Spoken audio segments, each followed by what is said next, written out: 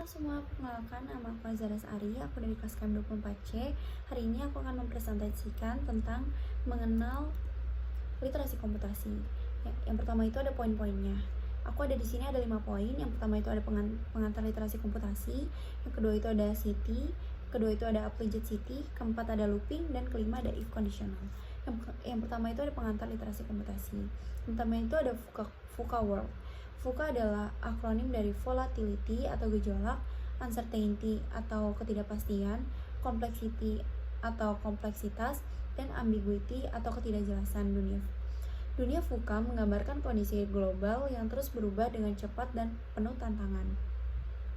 Dalam dunia yang serba tidak menentu ini, kemampuan untuk beradaptasi dan berinovasi serta berpikir kritis menjadi sangat penting agar dapat bertahan dan berkembang. Yang kedua itu ada industri. Revolusi industri keempat ditandai oleh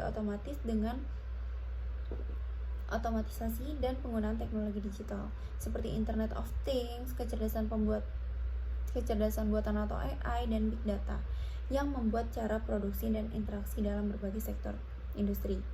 Yang ketiga itu ada tantangan dan inovasi ICT di industri. Tantangan dalam revolusi industri keempat mencakup masalah keamanan data, kesenjangan keterampilan digital, dan infrastruktur yang belum memadai. Namun perkembangan teknologi seperti cloud computing, AI, dan machine learning terus mendorong kemajuan di berbagai sektor. Selanjutnya ada sejarah dan perkembangan komputer. Yang pertama itu ada perjalanan komputer. Perkembangan komputer dimulai dari penggunaan abakus hingga komputer mekanik, kemudian berlanjut ke generasi pertama yang menggunakan tabung vakum. Seiring waktu, teknologi komputer berkembang pesat hingga menjadi komputer modern yang kini menjadi bagian utama dalam kehidupan digital, mengubah cara kita bekerja, berkomunikasi, dan mengakses informasi. Nah, selanjutnya ada ICT di masa kejayaan Islam. Ilmuwan Muslim memiliki kontribusi besar dalam pengembangan teknologi dan matematika dasar yang mendasari ICT modern. Yang pertama itu Al-Khawarizmi yang memperkenalkan konsep algoritma dan aljabar. Al-Kindi mengembangkan kriptografi, sementara Ibn al-Hitham berperan penting dalam pengembangan ilmu optik. Semua menjadi fondasi bagi kemajuan teknologi saat ini. Selanjutnya yang kedua itu ada computational thinking atau CT. Yang pertama itu pengertiannya yaitu computational thinking adalah cara berpikir logis dan sistematis untuk memecahkan masalah seperti cara kerja komputer.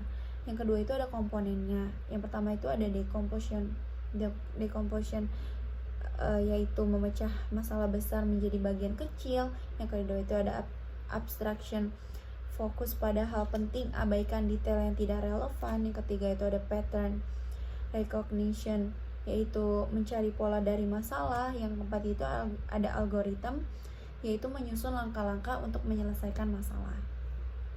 Yang ketiga itu ada CT dalam kehidupan sehari-hari. Contohnya itu menyusun jadwal, mencari rute tercepat, dan mengelola keuangan.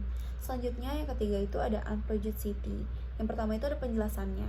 Penjelasannya yaitu menggeser setiap huruf pesan dalam alfabet untuk menkripsi pesan merujuk pada metode enkripsi yang dikenal dengan Cesar Shipper. Dalam metode ini, setiap huruf dalam pesan digeser dengan jumlah tertentu di dalam alfabet.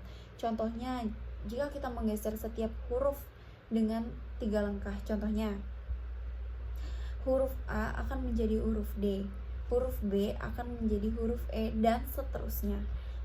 Yang kedua itu ada tujuannya, yaitu mengenal konsep enkripsi dan deskripsi melalui aktivitas dalam komputer bisa menjadi cara menyenangkan dan efektif untuk memahami dasar-dasar kriptografi. Yang ketiga itu ada aktivitas. Aktivitasnya itu pertama siswa mengekripsi pesan menggunakan pergeseran. Yang kedua itu ada teman mencoba mendeskripsi dengan kunci yang sama. Selanjutnya ada looping. Yang keempat itu ada looping. Yang pertama itu ada konsep looping. Looping adalah proses menjalankan sekelompok perintah berulang kali. Yang pertama itu ada for loop, digunakan saat jumlah pengulangan sudah diketahui. Yang kedua itu ada repeat loop, pengulangan terjadi minimal sekali, berhenti jika kondisi terpenuhi. Yang kelima itu yang ketiga itu ada while loop, yaitu pengulangan bergantung pada kondisi bisa tidak dijalankan. Yang kedua itu ada perbandingan loop.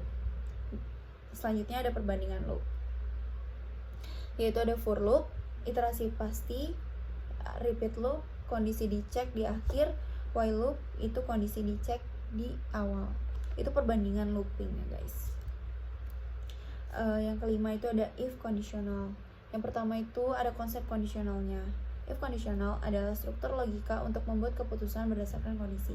Yang pertama itu ada if else, menjalankan perintah berdasarkan kondisi, benar atau salah. Yang kedua itu ada next if dalam if untuk kondisi lebih kompleks. Yang ketiga itu ada if, yaitu mengecek beberapa kondisi berturut-turut. Contohnya if else, nilai lebih besar sama nilai sama dengan 70%, 70 lulus atau tidak lulus. Atau next if, yaitu nilai 70 90 lulus atau tidak lulus. Seperti itu. Terima kasih. Sekian presentasi saya, segitu aja. Assalamualaikum warahmatullahi wabarakatuh.